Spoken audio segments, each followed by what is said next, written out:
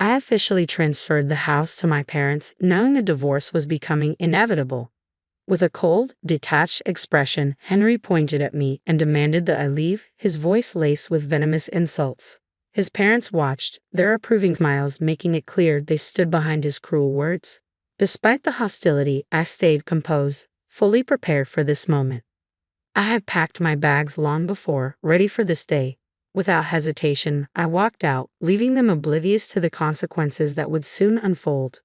I'm Amy, and I recently celebrated my 45th birthday. It's been quite a while since Henry and I were married, and our children have grown up, forging their own paths away from home.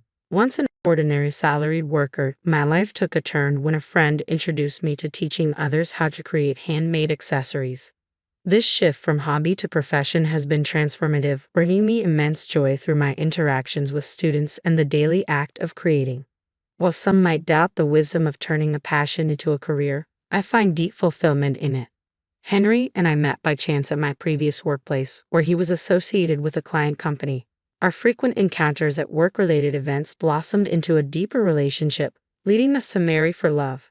After 4 wonderful years, we welcomed a lively and healthy son who has since graduated from a prestigious university and is now thriving in a happy marriage of his own. Yet, despite our son's achievements, Henry and I have struggled over the years. The gentle, thoughtful man I married transformed into someone much harsher, becoming increasingly demanding and treating me more like a servant than a partner. His expectations shifted daily, turning our home into a battleground over the smallest issues. As his verbal outbursts intensified, I found myself yearning for a fresh start, desperate to escape the turmoil. However, an unpaid mortgage kept me tethered to our current situation. To make matters worse, Henry inexplicably quit his job and now spends his days idly at home, leaving me to handle all the household responsibilities alone. The house we live in is especially dear to me as I finance its recent reconstruction with my savings. It stands as a testament to my dreams and hard work, a space crafted for my vision and effort. The spacious kitchen, thoughtfully designed, showcases my taste. Although Henry had some input in the layout, I ultimately covered all the expenses and ensured my preferences were realized. Building this house was both a challenge and a joy, embodying everything I had hoped for. Unfortunately, the financial burden was heavier than expected, forcing us to take on a larger loan than we had planned. Taking on such a significant financial burden in our 40s felt overwhelming, but the promise of happiness in our new home gave us the strength to manage the debt.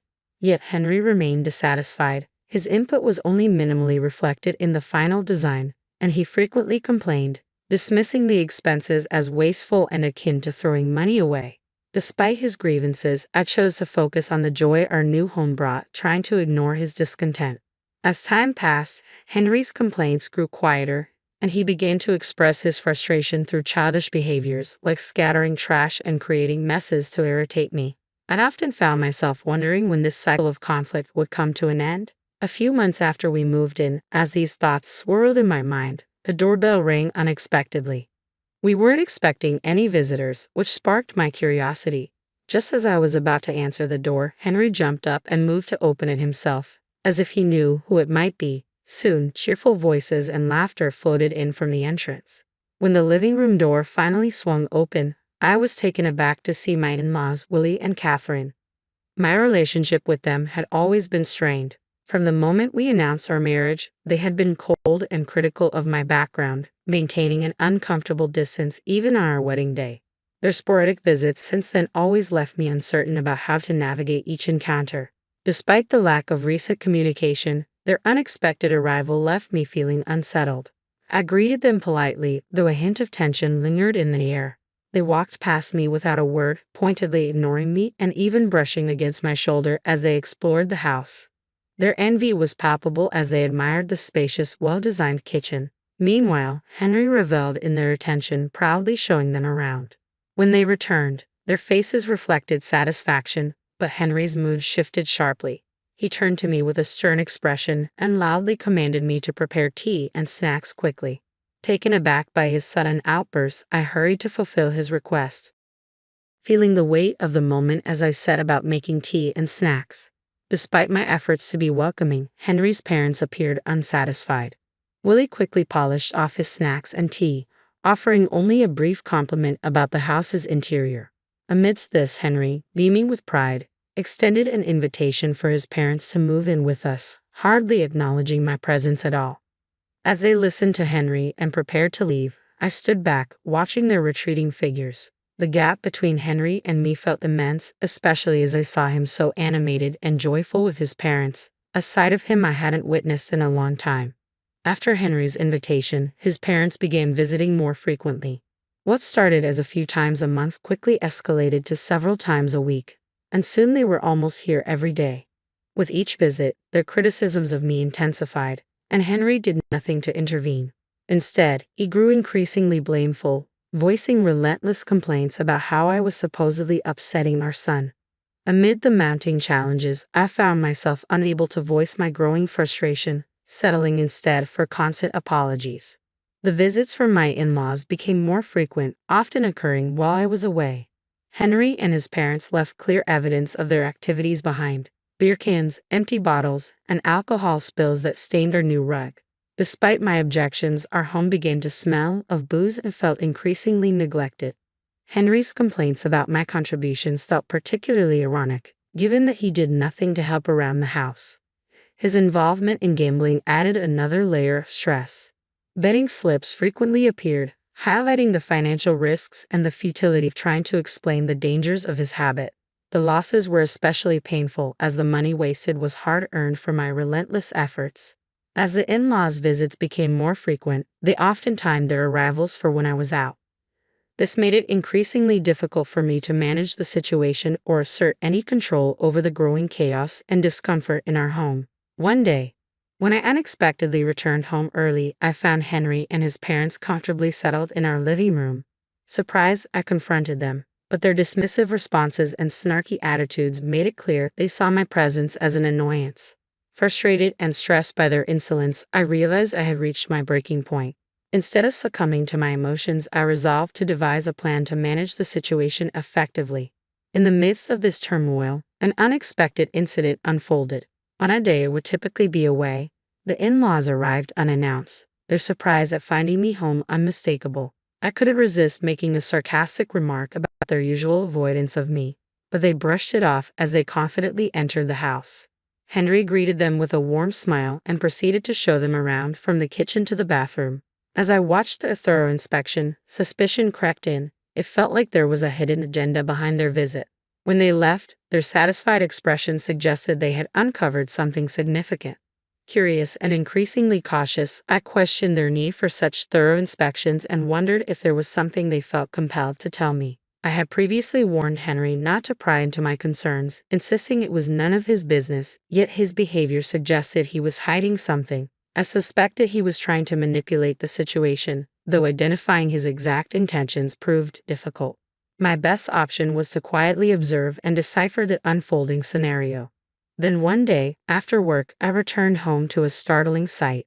A large moving truck parked in front of our house, emblazoned with the logo Moving Center. Henry was deep in conversation with the truck driver and several representatives. When our eyes met, he quickly averted his gaze and hurried back inside.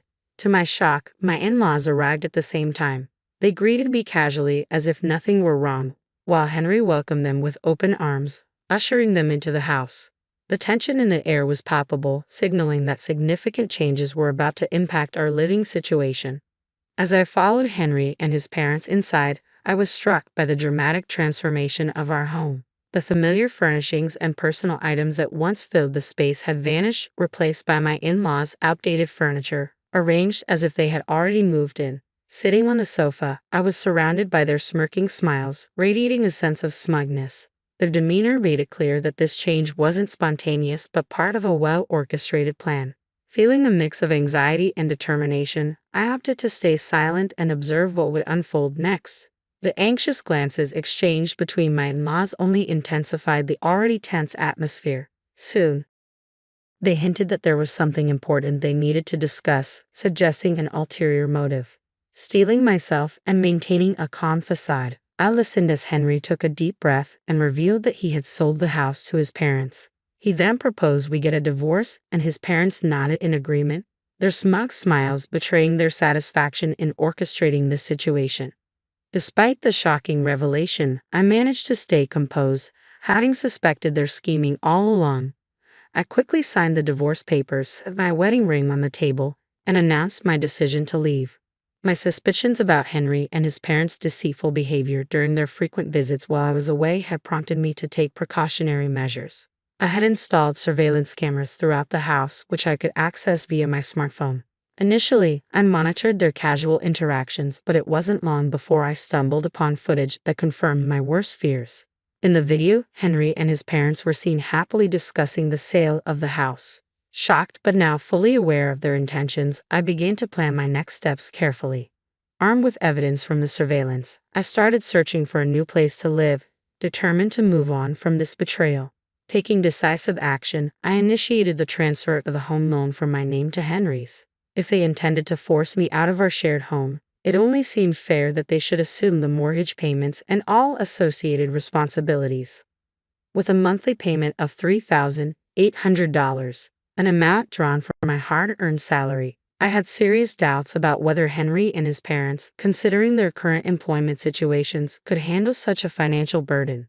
Determined to sever all financial ties, I refrained from offering any support. Now free from the burdens of that relationship, I moved into a new, well-organized home furnished with fresh items, eager to start anew.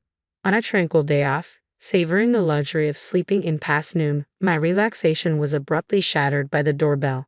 To my surprise, Henry and his parents stood at my doorstep, uninvited and unexpected. They barged in without waiting for an invitation and spread a document in front of me, accusing me of illegally altering the loan terms without their consent. I was taken aback by their audacity. They explained that shortly after I had left the old house, they received notification of the loan name change. Henry and his parents, all currently unemployed, were stunned, claiming they couldn't afford the steep monthly payments. In a heated outburst, Henry insisted they wouldn't cover the costs. I tried to reason with them, explaining the consequences of defaulting on the loan, including how interest and late fees could significantly increase their financial burden. Henry listened, initially skeptical, but began to grasp the seriousness of the situation. When Henry looked up the loan information online, shock and distress washed over his face. I suggested it was time for them to explore new job opportunities for a fresh start. Their expressions grew even paler as the reality of their situation sank in. They confessed to having no savings or assets, with Henry burdened by significant gambling debts and lacking the steady income. They pleaded for understanding and assistance, referencing the years we had spent together. Unmoved by their appeals, I shut the door firmly, determined to distance myself from any attempts to salvage the relationship. Frustrated, they reported me to the police, which ultimately resulted in their removal from my property. Due to their financial struggles, they eventually moved to a more affordable apartment on the outskirts of town, where Henry managed to secure a part-time job to support his family. Meanwhile, my life continued on an even keel. I focused on my job and, in my spare time, started a blog about handmade crafts. The blog gained traction, leading to a substantial increase in my monthly income as requests for workshops and courses began to pour in. I had no intention of remarrying and was determined to navigate life on my own terms. One day, I stumbled upon an old household account book from the early days of my marriage. As I flipped through its pages, memories of our financial struggles flooded back. With a renewed sense of purpose, I resolved to carve out a new path toward happiness on my own. After reflecting on the past, I returned the account book to the shelf, ready to focus on creating a fulfilling future.